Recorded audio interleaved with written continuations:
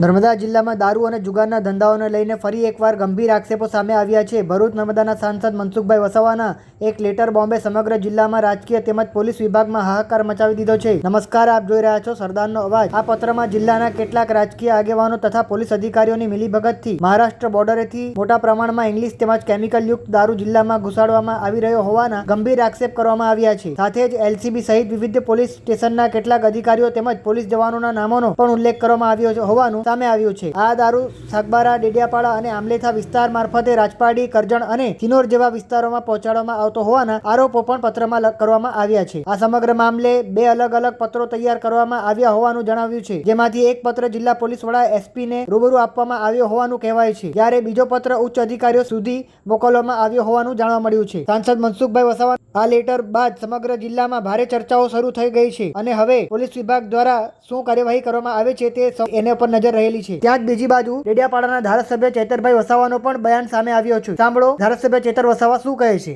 ભરૂચના સિનિયર સાંસદ મનસુખભાઈ વસાવા દ્વારા આજે ભાજપ સરકારના ગૃહમંત્રી હર્ષભાઈ સંઘવીને એક પત્ર લખીને વિનંતી કરવામાં આવી છે કે નર્મદા જિલ્લામાંથી અનેક ગાડીઓ ભરીને દારૂ કરજણ, આમલેથા, ઉમલ્લા, રાજપારડી, સિનોરમાં આવે છે અને પુષ્કળ પ્રમાણમાં નકલી દારૂ આ વિસ્તારમાં વેચાય છે.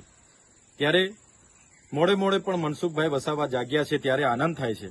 અમે અનેકવાર ભરૂચ, નર્મદા, છોટાઉદેપુર, દાહોદ દારૂની ગાડીના પેટ્રોલિંગ કરતા પોલીસ અધિકારીઓના વિડીયો અને દારૂના કોઠા ઉપર દર મહિને હપ્તા લેવા જતા પોલીસ અધિકારીઓના સીસીટીવી ફૂટેજ પણ સરકારને આપ્યા છે, જાહેર કર્યા છે.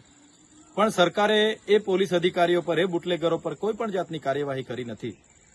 ત્યારે મનસુખભાઈ વસાવાનું કહેવું એવું છે કે કેટલાક રાજકીય નેતાઓ, બુટલેગરો અને પોલીસ અધિકારીઓ બધા સાથે મળીને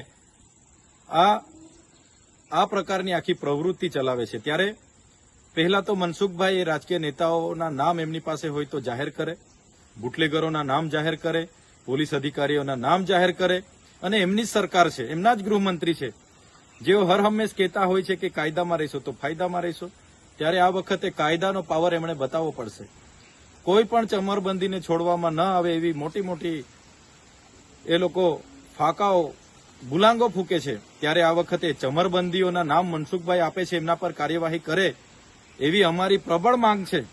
સાથે સાથે મનસુખભાઈ વસાવાને એ પણ હું યાદ દેવડાવી દેમ કે આ વિસ્તારોમાં હમણાં જે ચૂંટણીઓ હતી એમાં ભાજપના નેતાઓ દ્વારા બુટલેગરોને અમે તમને કહેવામાં આવ્યું કે ખુલ્લામાં તમે ધંધો કરજો, અમે તમને ધંધો કરવા દઈશું, પણ અમારા ઉમેદવારને જીતાડજો અને રેગ્યુલર અમારું ભરણ અમારા કમલમ સુધી પહોંચી જાય એવી અહીંના ભાજપના નેતાઓએ બુટલેગરોને કીધું હતું.